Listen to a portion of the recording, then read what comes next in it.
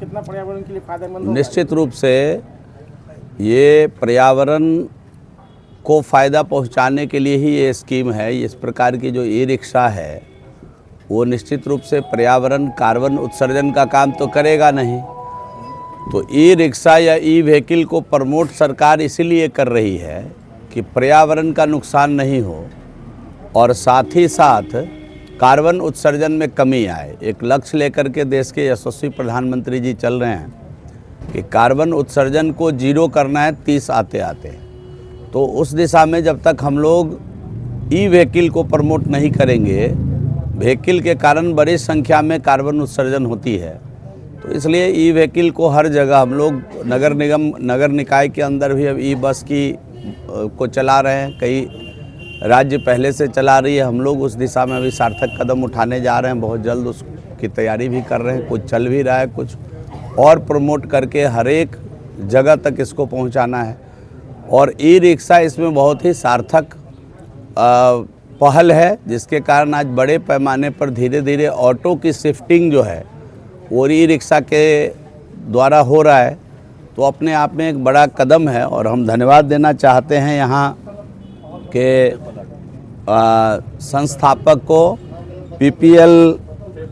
PayPal जो अपना यहाँ ऑटोमोबाइल कंपनी है, जिनके द्वारा यहाँ Z force e rickshaw, Z force के नाम से ये लोग यहाँ बनाएंगे। सबसे बड़ी बात है कि यहीं उसको बनाएंगे, असेंबल करेंगे और यहीं से पूरे बिहार में उसका डिस्ट्रीब्यूशन करेंगे। तो न केवल हम पर्यावरण की दृष्टिकोण से एक सार्थक कदम उठा रहे हैं, साथ ही साथ रोजगार सृजन का भी काम होगा। बड़े पैमाने पर लोग इसके असेंबलिंग में रोजगार भी पाएंगे और इसको बेचने के अंदर भी रोजगार सृजन होगा। और साथ ही साथ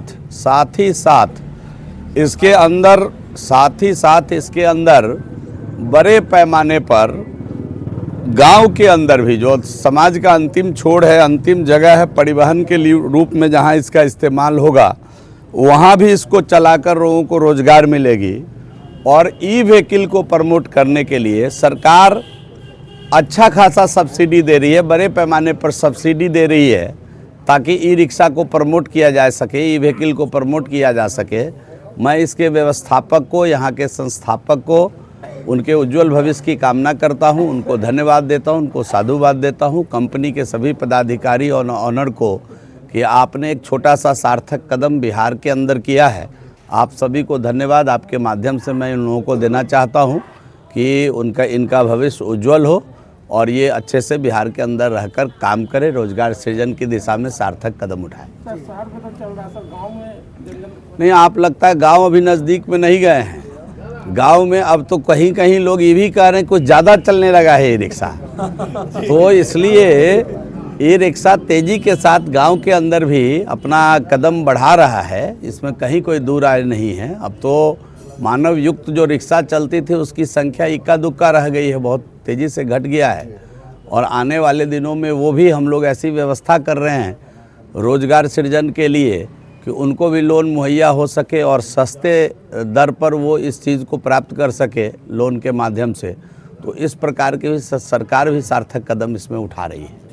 थैंक यू सर। लोग बेसिकली मैन्युफैक्चरर हैं। हम लोग दिल्ली और फरीदाबाद में हम लोग की यूनिट है।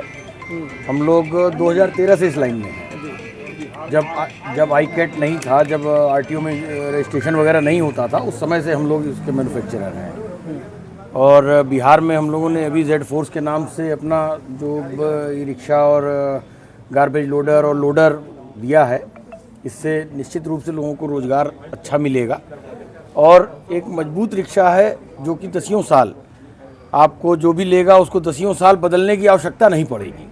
केवल बैटरी का जो लाइफ है 4 साल का लेता है या 15 साल का लेता है या 15 महीने का लेता है, केवल जब बैटरी ख़राब होगा उसी समय उसको बैटरी बदलने की ज़रूरत पड़ेगी।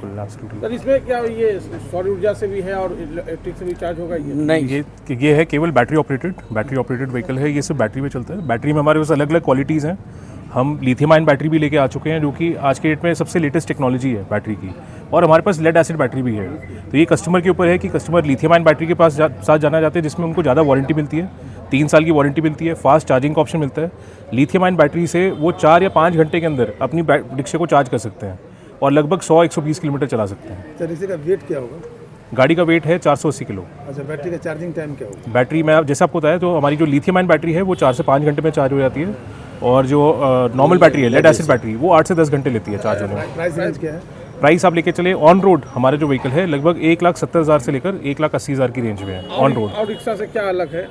इसमें सबसे खासियत जो है, एक तो हैवी बिल्ट, आप बिल्ड क्वालिटी अगर हमारी देखेंगे रिक्शे की तो ये बहुत हैवी है। हल्कापन इसका हाँ, इसकी पाइपिंग बहुत हैवी यूज़ की गई है। दूसरी जो इसकी खासियत है, इस पे है ईडी पेंट। जैसे कार जो 4 व्हीलर होता है और जो बाइक जैसे पेंट होती है पूरा डिप करके, वैसे इसका पेंट पूरा डिप करके किया गया। तो इससे क्या लाइफ जो बॉडी की लाइफ है वो 5-6 साल और बढ़ जाती है। तो ये इसकी खासियत है। परिचय दे दीजिए। मैं अमनदीप सिंह सानी, डायरेक्टर ऑफ द कंपनी। आपका सर परिचय अजय सिंह, क्या हुआ? मैं डायरेक्टर हूँ कंपनी में।